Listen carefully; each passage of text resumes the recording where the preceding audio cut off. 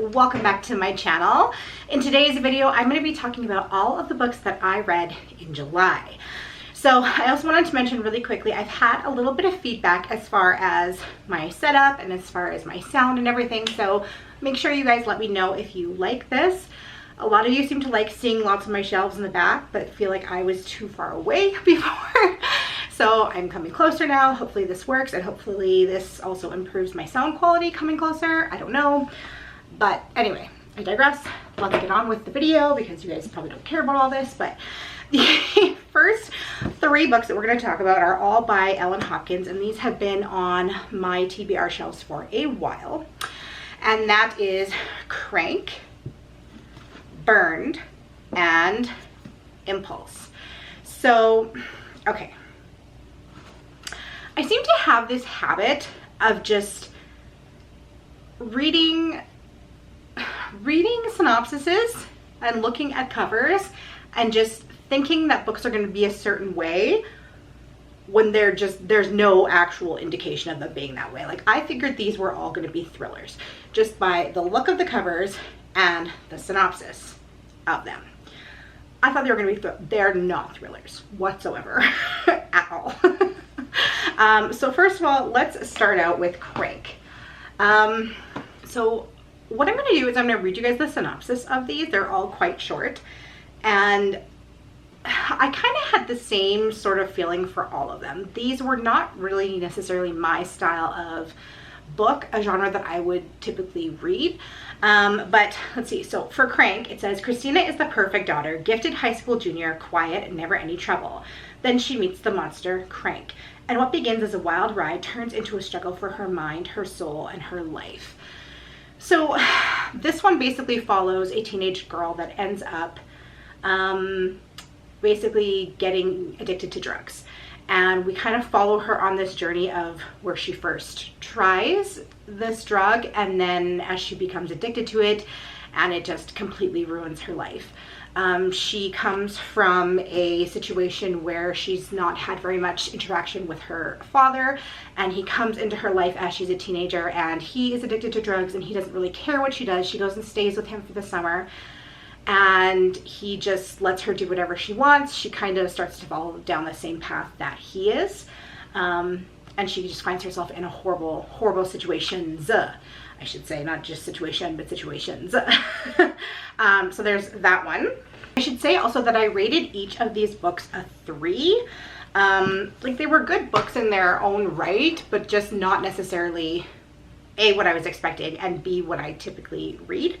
And then let's talk about Impulse. So Impulse says, Tony's painful childhood memories can be quelled only through pills. Vanessa has a secret that keeps her coming back to the blade. And Connor seems to have the perfect life on the outside, but his inward battle with his parents, his peers, and himself give him one last choice: to pull the trigger. These are the lives that would have been cut short if not for the hasty intervention by loved ones or fate. Now they are given a second chance at a better life, but only if they help one another, and if they find the strength to let go of their inner demons for good. So in this book, we meet 3 young people who have tried to take their own lives, and they are now in a hospital setting to try and help them. And we hear about each of their 3 kind of situations that have led up to them attempting suicide, and kind of where they go from here. This one, I would say I probably liked the best out of the 3. Definitely trigger warning, like majorly for all of these books. Anything from, you know, sexual assaults, suicides, drugs, you name it basically is in these books. So definitely heavy trigger warning for any of these if any of that sort of stuff bothers you.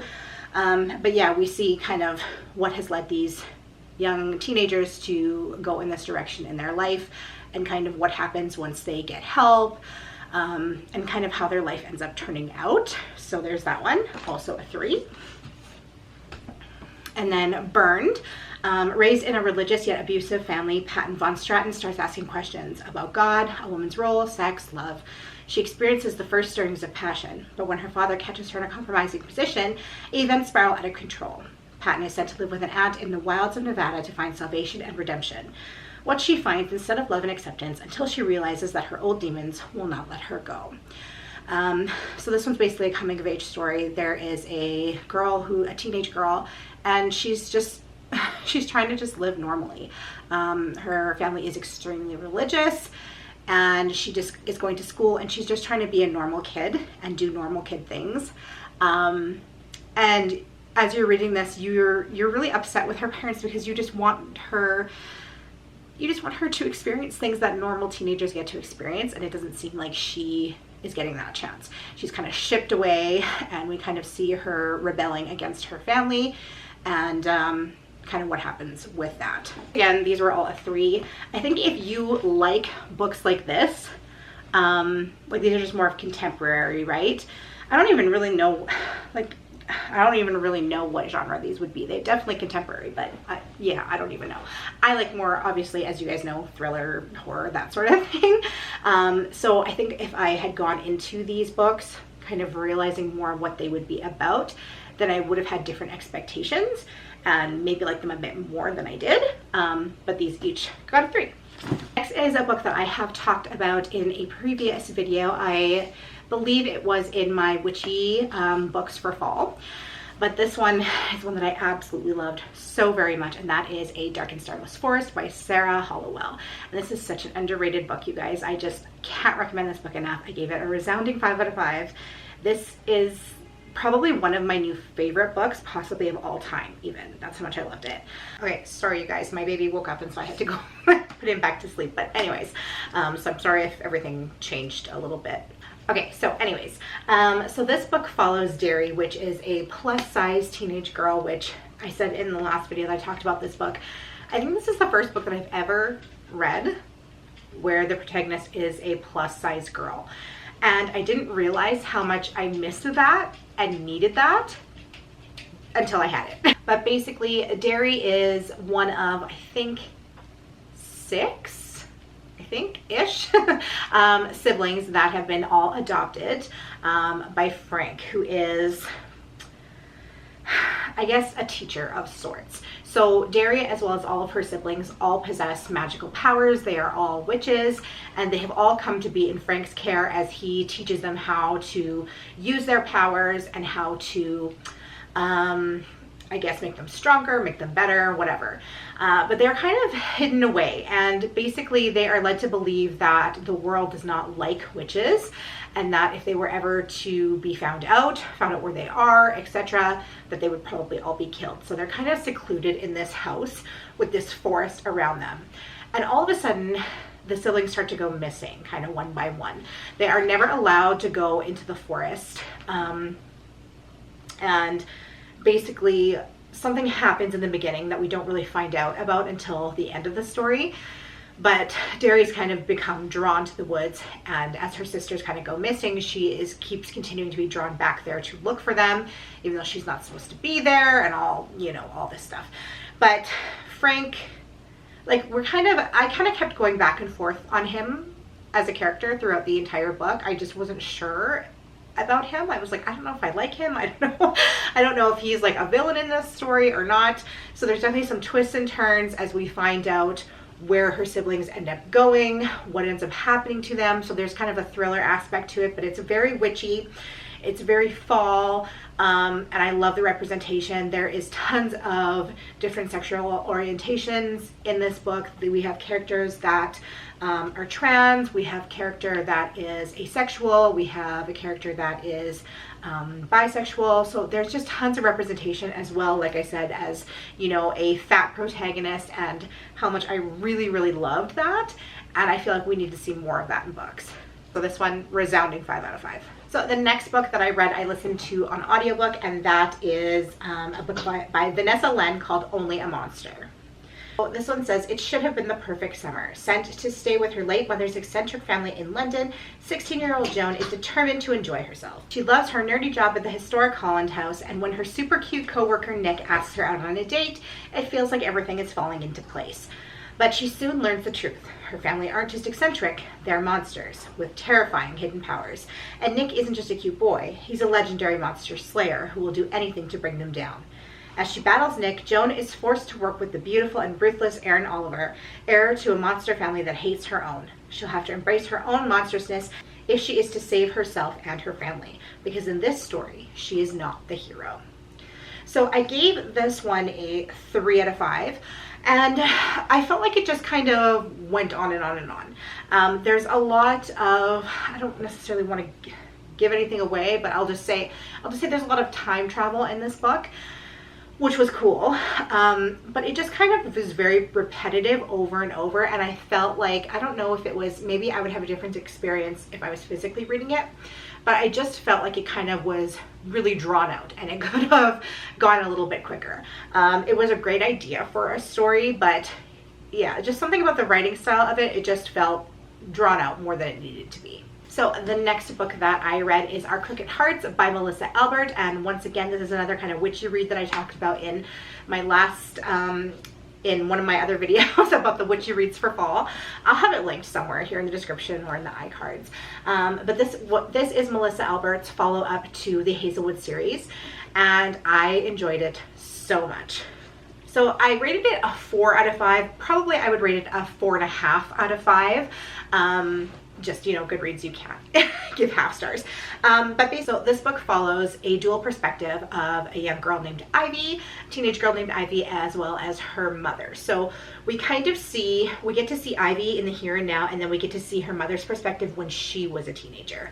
And basically, Ivy has had a very strained relationship with her mother ever since she was about 12 years old.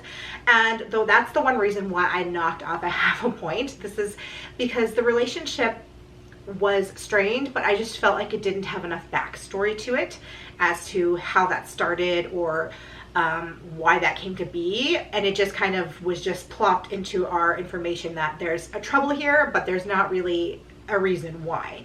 We find out later what the reason is, but I just felt like it could have been explained a little bit more, or maybe built up a little bit more in the beginning of the book, because it just seemed kind of out of place that all of a sudden just Ivy and her mother didn't get along.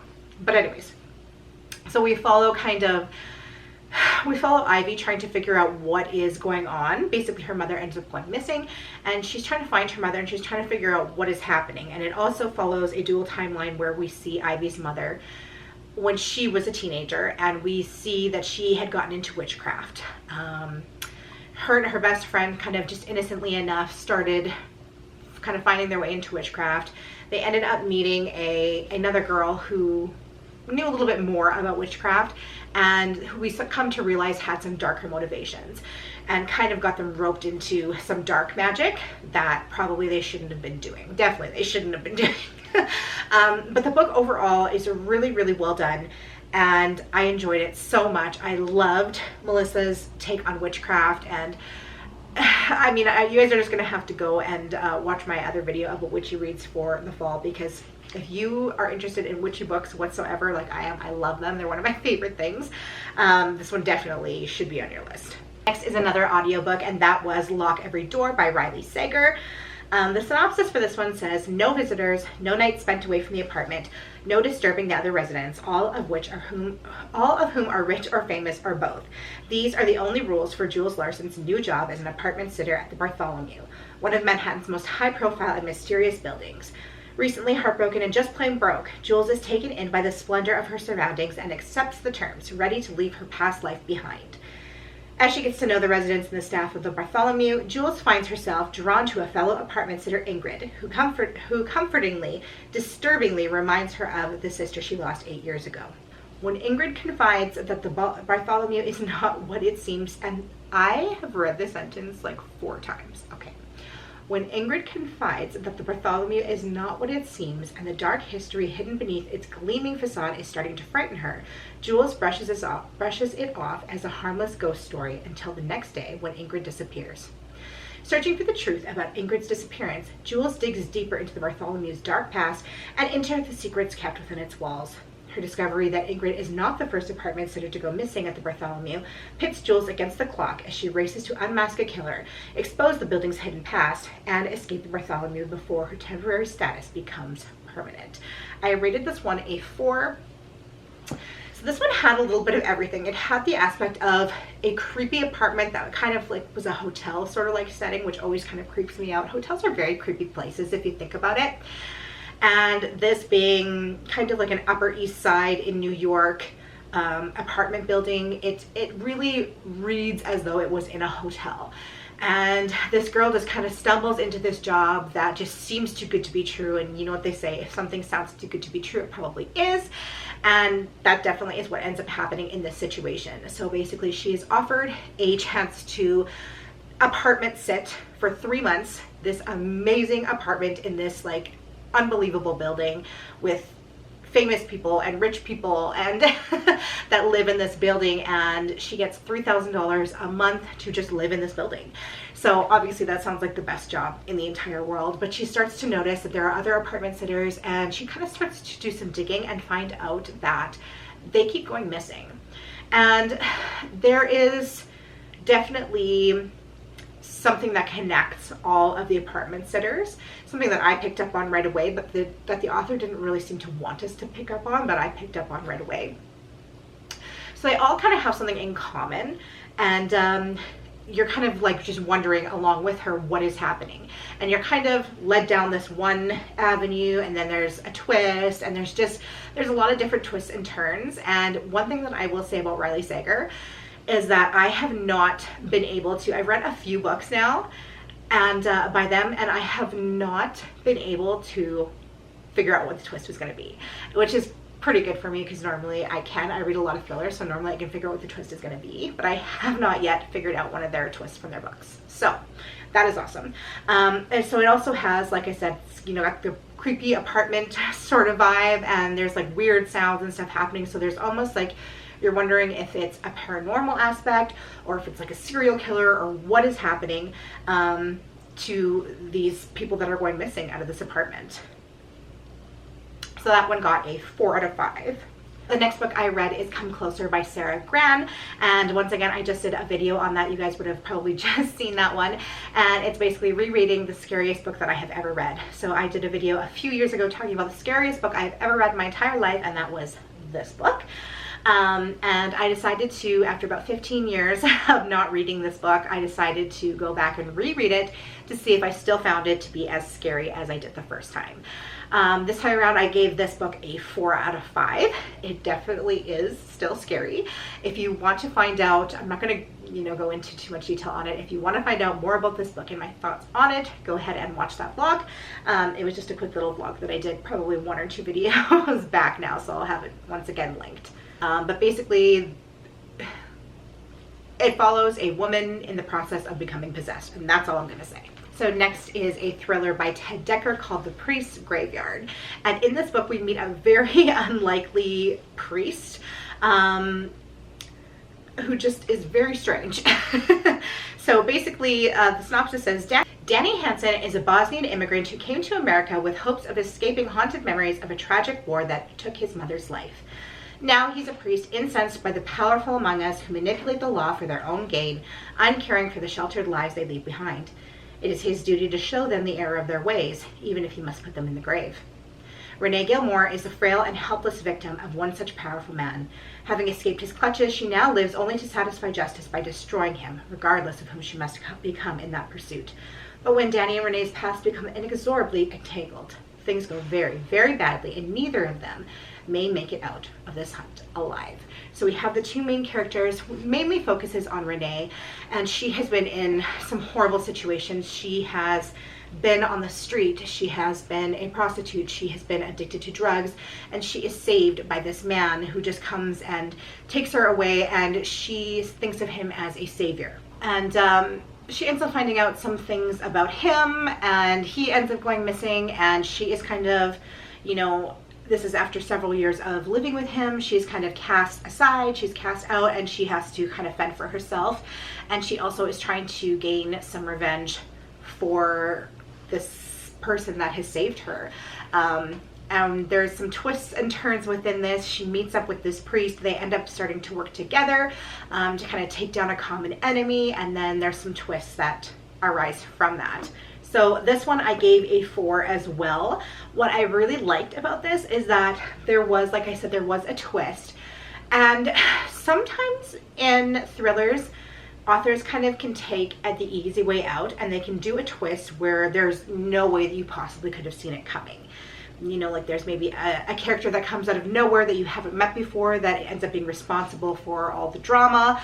Or if a thriller is really good at what a thriller writer is really good at what they do, they can kind of leave little red herrings throughout the book that you could have gone back, and if you reread the book again, you'd see them and be able to figure out what was going on. But you still are surprised by the ending. So, and that's, I feel, something that Ted Dekker does really well, is that he is not a lazy thriller writer, and he thinks about his plot so thoroughly that he can leave those little red herrings, but they still don't necessarily lead you to the ending, and you're still surprised by the twist. Yeah, there's a few things in here that I question. I'm like, well, that's weird. But you kind of talk yourself out of thinking about it. You just kind of are like, okay, that's weird, but okay, anyways. And then afterwards you realize, like, yeah, that was weird. And that was why it was weird. I hope that makes sense, but I gave this one a 4. Ted Dekker is always a really, really good author, of course, and I always enjoy his books. The next book is one that has been on my TBR for a really long time, and that is Room by Emma Donoghue. Finally got to read this one, and I do have the physical copy, as you guys can see, but I actually listened to this one on audiobook, and I really enjoyed it. This entire book is from the perspective of a 4-year-old boy who has been captured his entire life. So basically what has happened is his mother was abducted when she was a teenager. I believe she was 19 at the time, and she's, I think, 25 now. So she spent the last 17 years in captivity, living in a shed in this man's backyard that has been completely soundproof. It's just a little shed. It's like a room that he has made up and soundproofed, and she has just been his prisoner and his slave for the last 7 years. And she has a son by her captor, of course, and this book is entirely through his perspective.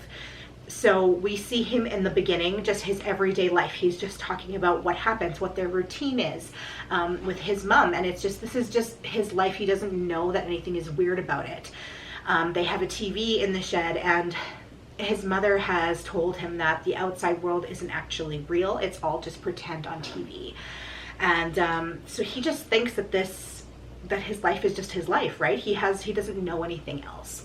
And so it kind of starts out with that, and then it goes throughout the process of them planning an escape, and his mother trying to tell him about, you know, I think you're old enough now to know that the world outside is real, and he has a hard time believing this, and it's just all of his emotions that he feels in trying to escape and go out into this world that he has never known before. The captor starts to become more and more volatile, and the mother is just getting more and more scared of what's going to happen, because she just doesn't think that anything good is going to happen. Like, it's just going to get worse and worse. And so she knows that she has to get her son out of there. And so they, you know, attempt a daring escape, and kind of what goes on with that whole situation. So once again, I rated this a 4. I probably would have rated it a 4.5 if Goodreads would allow me. I really liked the audiobook version. The person who narrated it did such a good job. It sounded like a child, but not in an annoying way. Like, you would think that listening to an entire book in a child's voice would be like really weird, but it really wasn't. It was done flawlessly. It was done so well, and I really enjoyed the audiobook version of it. So the next audiobook that I listened to is another Riley Sager book, and that was Final Girls. So this one, I'll say I did like a little bit less than the other one that I had read by him. Is it he or is it she? I'm just gonna say they, because I'm not sure if Riley is a man or a woman, to be honest. So I'm just going to say they. So basically the synopsis for this one says, 10 years ago, college student Quincy Carpenter went on vacation with 5 friends who came back alone, the only survivor of a horror movie, Scale Massacre. In an instant, she became a member of the club no one wants to belong to, a group of similar survivors known in the press as the Final Girls. Lisa, who lost 9 sorority sisters to a college dropout's knife, Sam, who went up against Sackman during her shift at the Nightlight Inn, and now Quincy, who ran bleeding through the woods to escape Pine Cottage, and the man she refers to only as him. The three girls are all attempting to put their nightmares behind them, and with that, one another. Despite the media's attempts, they never meet. Now Quincy is doing well, maybe even great thanks to her Xanax prescription. She has a caring almost fiancé Jeff, a popular baking blog, a beautiful apartment, and a therapeutic presence in Coop, the police officer who saved her all those years ago. Her memory won't even allow her to recall the events of that past night. The past is in the past. That is until Lisa, the first final girl, is found dead in her bathtub, wrist slit, and Sam, the second, appears on Quincy's doorstep. Blowing through Quincy's life like a whirlwind, Sam seems intent on making Quincy relive the past, with increasingly dire consequences, all of which makes Quincy question why Sam is really seeking her out. And when the new details of Lisa's death come to life, Quincy's life becomes a race against time as she tries to unravel Sam's truth from her lies, evade the police and hungry reporters, and most crucially, remember what really happened at Pine Cottage before what was started 10 years ago is finished. Once again, this was a twist that I didn't see coming, but red herrings throughout the book. You could have figured it out. The twist, like the person that was involved with the twist, I had a couple of moments where I was like, something seems off about that character. And I kind of was like, I'm gonna keep my attention really focused on that character whenever they're talking or whatever, to see if I can figure this out. And I will say that I was correct. There was something about that character that had to do with the twist, but I didn't quite figure out what it was. So once again, really good. I love it when authors are able to do that. And this one got a 4 out of 5 for me. So the next book is The Lost Village by Camilla Sten. And I'm so upset because I think I told you guys a while ago that one of my best friends and I were going to be filming a Bestie Book Babble together discussing this book, as well actually as the Melissa Albert book. So we were going to be doing 2 separate ones, this one and this one. And then my entire family came down with COVID, so I had to cancel that trip. So that trip will be rescheduled. So you will eventually see Bestie Book Babbles from us on Our Crooked Hearts, as well as this one. So this one basically is about a woman who wants to make a film based on this lost town. So this is a lost town that her grandmother was from, who basically the entire 900 people in this town just disappeared like that one day. There was a body found burned and strapped to a pole in the middle of the town center. There was a crying newborn found alive in the school, and that was it. The rest of the people completely vanished. So, it's years later, and this woman decides that she wants to make a documentary on this town and try and find out what happened to it. So they go exploring it. It has been left virtually untouched throughout the past, I think it's 60 years. And she wants to figure out what has happened. So we go along that journey.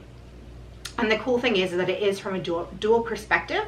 So we see her perspective as well as we see her great-grandmother's perspective at the time. So we find out the timelines kind of line up, which is really cool. I love it when authors can do this. The timelines kind of line up.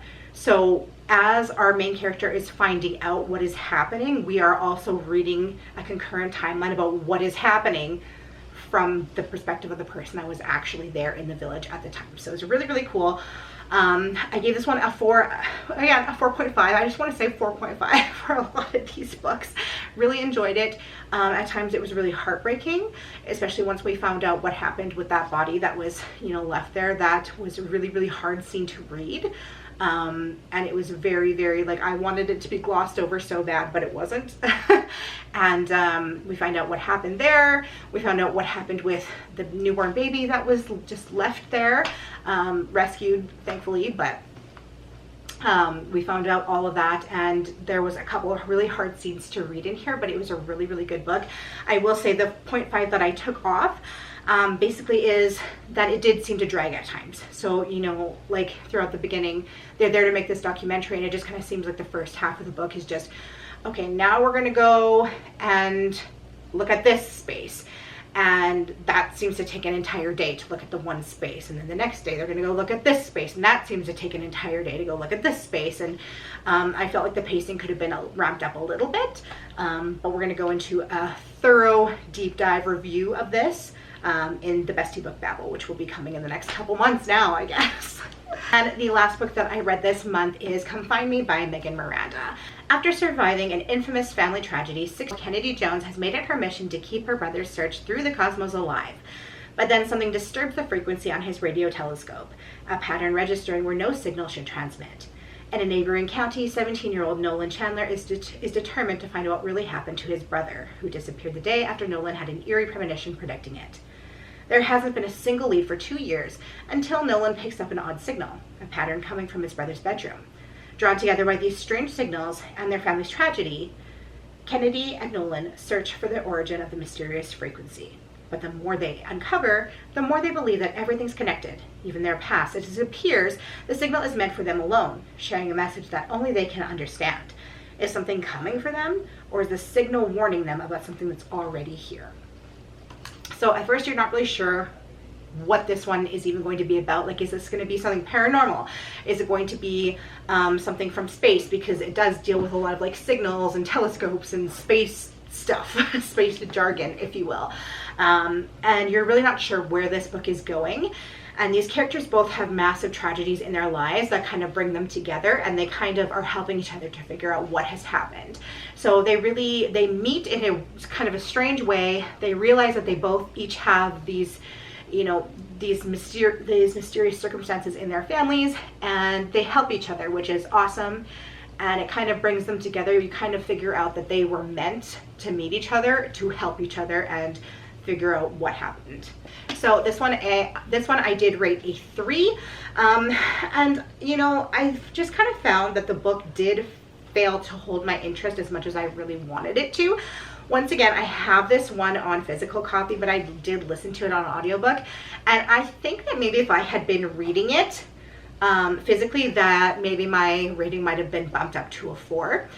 I found that it was easy for me to kind of tune out when I was listening to it. It didn't hold my interest quite as much as I wanted to, and so it was easy for me to tune out, and then I would like kind of miss some chunks, and then I'd have to go back. Whereas I feel like if I was physically reading it, I wouldn't have maybe had that problem. So sometimes the media that you're choosing to consume a book on can, you know, impact whether you like the book or not, in my opinion. So anyways, those were the 14 books that I read this month. I had a lot of 4-star reads. I had, I think, 1 5-star read, and I think 1 3, so I didn't do too bad this month, which is awesome. Make sure you let me know down in the comments down below what you ended up reading this month, and if you've read any of the books that I read, what your opinion on them were as well. I hope you guys are having an awesome day, and I will see you in my next video. Bye!